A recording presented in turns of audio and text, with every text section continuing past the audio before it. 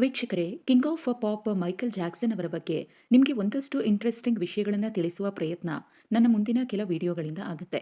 ಸಾಮಾನ್ಯವಾಗಿ Michael Jackson ಅಂದಾಕ್ಷಣ ನಮ್ಮ ಕಣ್ಮುಂದೆ ಬರುವುದು ಅವರ ಮೂನ್ ವಾಕ್, ಅವರ ಅದ್ಭುತ ಡ್ಯಾನ್ಸ್, ಡಿಫರೆಂಟ್ ಲುಕ್, ಯೂನಿಕ್ ಅಥವಾ ಕೆಲವರಿಗೆ ವಿಚಿತ್ರ ಎನಿಸುವ ಡ್ರೆಸ್ಸಿಂಗ್ ಸ್ಟೈಲ್. ಸಂಗೀತ ಕ್ಷೇತ್ರಕ್ಕೆ ಅವರು ನೀಡಿದ ಕೊಡುಗೆ, ಇನ್ನು ಮೈಕೆಲ್ ಜಾಕ್ಸನ್ ಸಂಗೀತ ಲೋಕಕ್ಕೆ ಅದೆಷ್ಟು ಕೊಡುಗೆ ನೀಡಿದ್ದಾರೋ ಅದಕ್ಕಿಂತ ಹೆಚ್ಚಾಗಿ ಹಲವು ವಿವಾದಗಳಿಗೂ ಕೂಡ ಗುರಿಯಾಗಿದ್ರು. ಮೈಕೆಲ್ ಜಾಕ್ಸನ್ ಅವರು ತಾವು ಇತರರಿಗಿಂತ ಡಿಫರೆಂಟ್ ಆಗಿರಬೇಕು, ಲುಕ್ ವೈಸ್ ತಮ್ಮನ್ನ ತಾವು ಅಂದವಾಗಿಸಿಕೊಳ್ಬೇಕು ಅನ್ನೋ ಕಾರಣಕ್ಕೆ ಸದಾ ಪ್ಲಾಸ್ಟಿಕ್ ಸರ್ಜರಿಗಳಿಗೆ ಮೊರೆ ಹೋಗ್ತಿದ್ದ ವ್ಯಕ್ತಿ ಅನ್ನೋ ಅಭಿಪ್ರಾಯವೂ ಕೂಡ ಹಲವರಲ್ಲಿದೆ. ಹಾಗೆ ಅತಿಯಾಗಿ ಡ್ರಗ್ ಸೇವನೆ ಮಾಡ್ತಿದ್ರು ಅನ್ನೋ ಆರೋಪದ ಜೊತೆಗೆ ಮೈಕೆಲ್ ಜಾಕ್ಸನ್ ಮೇಲೆ ಲೈಂಗಿಕ ದೌರ್ಜನ್ಯದ ಆರೋಪಗಳು, ಅದರಲ್ಲೂ ಮಕ್ಕಳ ಮೇಲೆ ಲೈಂಗಿಕ ದೌರ್ಜನ್ಯ ಎಸಗಿದ ಆರೋಪಗಳು ಕೇಳಿಬಂದಿತ್ತು. ಇದೇ ಆರೋಪದ ಮೇರೆ ಕಾ ಇದೇ ಆರೋಪದಿಂದ ಮೈಕೆಲ್ ಜಾಕ್ಸನ್ ಜೈಲಿಗೆ ಹೋಗಬೇಕಾದ ಪರಿಸ್ಥಿತಿಯೂ ಕೂಡ ಎದುರಾಗಿತ್ತು. ಇನ್ನು ಮೈಕೆಲ್ ಜಾಕ್ಸನ್ ಅವರಿಗೆ ಸಾವು ಅಂದ್ರೆ ತುಂಬಾ ಭಯ ಇತ್ತಂತೆ. ಹಾಗಾಗಿ ಪ್ರಾಣ ಭಯದಲ್ಲೇ ಮೈಕೆಲ್ ಜಾಕ್ಸನ್ ತಮ್ಮ ಮನೆಯಲ್ಲಿಯೇ ವೈದ್ಯಕೀಯ ವ್ಯವಸ್ಥೆಯನ್ನ ಮಾಡ್ಕೊಂಡಿದ್ರಂತೆ. ಹೇಗಿತ್ತು ಆ ವ್ಯವಸ್ಥೆ? ತಾನು ಹೆಚ್ಚು ವರ್ಷ ಬದುಕಿರಬೇಕು ಎಂಬ ಮಹದಾಸೆಯನ್ನ ಇಟ್ಕೊಂಡಿದ್ದ ಮೈಕೆಲ್ ತಮ್ಮ ಆಯಸ್ಸನ್ನ ಹೆಚ್ಚಿಸಿಕೊಳ್ಳುವುದಕ್ಕೆ ತೆಗೆದುಕೊಳ್ತಿದ್ದ ಚಿಕಿತ್ಸೆ ಏನು? ಕೊನೆಗೆ ಕೇವಲ 50 ವರ್ಷಕ್ಕೆ ಮೈಕೆಲ್ ಮೃತಪಟ್ಟಿದ್ದು ಹೇಗೆ? ಮೈಕೆಲ್ ಸಾವಿನ ಬಗ್ಗೆ ಇರುವ ಅನುಮಾನ ಏನು? ಹೀಗೆ ಅವರ ಬಾಲ್ಯದಿಂದ ಅವರ ಅಂತ್ಯಕಾಲದವರೆಗಿನ ನಿಮಗೆ ಗೊತ್ತಿಲ್ಲದ ಮತ್ತು ಜೀವನವನ್ನ ಮೈಕೆಲ್ ಅದೆಷ್ಟು ಪ್ರೀತಿಸ್ತಾ ಇದ್ರು, ಮೈಕೆಲ್‌ರ ಬದುಕನ್ನೇ ಬದಲಾಯಿಸಿದ ಆ ಘಟನೆ ಏನು ಅನ್ನೋ ಸಂಪೂರ್ಣ ಮಾಹಿತಿಯನ್ನ ಹಂತ ಹಂತವಾಗಿ ನೀಡ್ತಾ ಹೋಗ್ತೇನೆ. ಎಂಜೆ ಅಂದ್ರೆ ಮೈಕೆಲ್ ಜಾಕ್ಸನ್ ಅಮೆರಿಕದ ಇಂಡಿಯಾನಾ ರಾಜ್ಯದ ಗ್ಯಾರಿ ಪಟ್ಟಣದಲ್ಲಿ ಜನಿಸ್ತಾರೆ. 1958 ಆಗಸ್ಟ್ 29. ಇವರ ತಂದೆ ಜೋ ಜಾಕ್ಸನ್, ತಾಯಿ ಕ್ಯಾಥರಿನ್ ಜಾಕ್ಸನ್. ಈ ದಂಪತಿಯ 9 ಮಕ್ಕಳಲ್ಲಿ ಜಾಕ್ಸನ್ 7ನೇಯವರಾಗಿ ಜನಿಸಿದ್ರು. ಜಾಕ್ಸನ್ ಅವರ ಕುಟುಂಬ ಸಂಗೀತದ ಬಗ್ಗೆ ಅಪಾರ ಪ್ರೀತಿಯನ್ನ ಇಟ್ಕೊಂಡಿದ್ದಂತಹ ಕುಟುಂಬ. ಇನ್ನು ಬಾಲ್ಯದಲ್ಲಿ ಜಗತ್ತಿಗೆ ಜಾಕ್ಸನ್ ಕೇವಲ ಒಬ್ಬ ಆಫ್ರಿಕನ್ ಅಮೆರಿಕನ್ ಹುಡುಗ. ಆದರೆ 1984ರ ನಂತರ ಅವರಲ್ಲಾದಂತಹ ಒಂದು ಅದ್ಭುತ ಬದಲಾವಣೆಯನ್ನು ಗುರುತಿಸಲು ಅವರ ಹತ್ತಿರದ ಸಂಬಂಧಿಗಳಿಗೂ ಕುಟುಂಬದ ಸದಸ್ಯರಿಗೂ ಕೂಡ ಕಷ್ಟ ಆಗಿತ್ತಂತೆ. ಸಂಗೀತ ಲೋಕಕ್ಕೆ ಮೈಕೆಲ್ ಜಾಕ್ಸನ್ ಅವರ ಕೊಡುಗೆ ಅಪಾರ.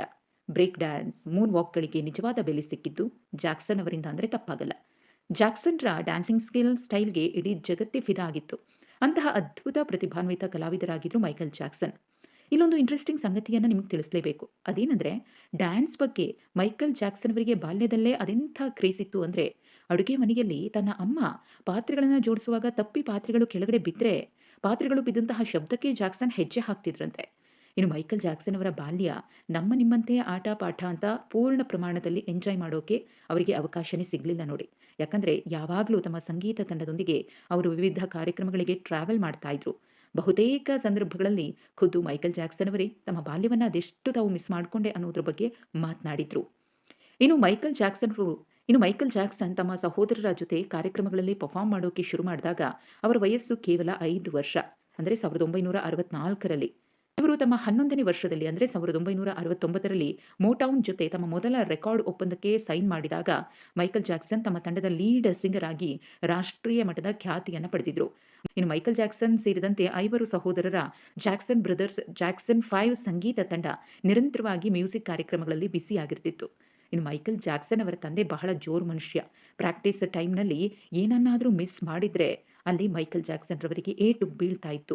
ಬೆಲ್ಟ್ ಸೇರಿದಂತೆ ಬೇರೆ ಬೇರೆ ವಸ್ತುಗಳನ್ನು ತಗೊಂಡು ಹಿಗ್ಗಾಮುಗ್ಗಾ ತಮ್ಮ ತಂದೆ ಹೊಡಿತಾ ಇದ್ರು. ಎಷ್ಟೋ ಸಂದರ್ಭಗಳಲ್ಲಿ ನನ್ನ ತಾಯಿ ಕ್ಯಾಥರೀನ್, ನೀನು ಮೈಕೆಲ್‌ನನ್ನ ಸಾಯಿಸಿಬಿಡ್ತೀಯಾ ಅಂತ ಹೇಳಿ ತಂದೆ ಮೇಲೆ ರೇಗಾಡಿದ್ದು ಉಂಟು ಅಂತ ಮೈಕೆಲ್ ಜಾಕ್ಸನ್ ಹೇಳ್ಕೊಂಡಿದ್ದಾರೆ.